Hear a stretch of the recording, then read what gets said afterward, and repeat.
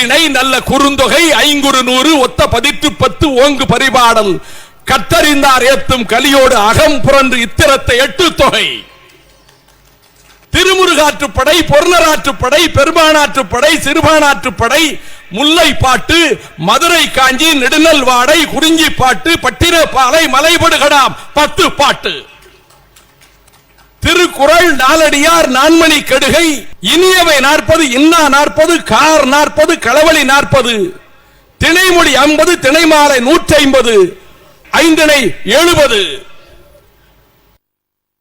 திரிகடுகம் ஆசார கோவை சிறுபஞ்ச மூலம் பழமொழி 400 முதுமொழி காஞ்சி ஏலாதி இந்நிலை 14 கீழ்கணக்கு.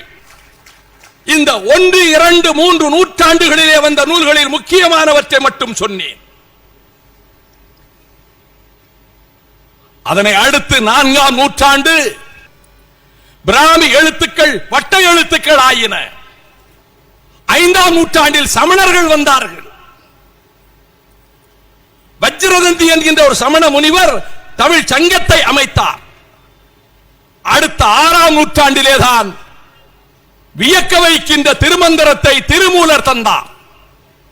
இறையனார் அகப்பொருள் உரையும் அமைந்தது.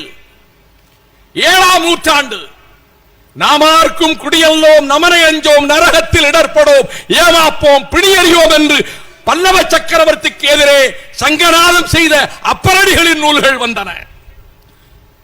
தோடுடைய செவியன ஒளிந்த ஞானசம்பந்தரின் நூல்கள் வந்தன. சுந்தரமூர்த்தி நாயனாரினுடைய நூல்கள் வந்தன.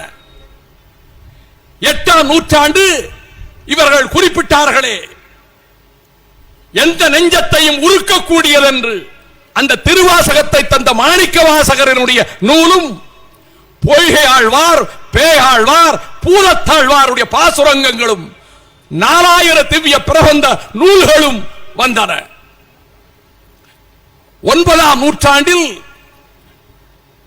நம்மாழ்வார் ஆண்டாள் பாசுரங்களும் நந்தி கலம்பகமும் வந்தன.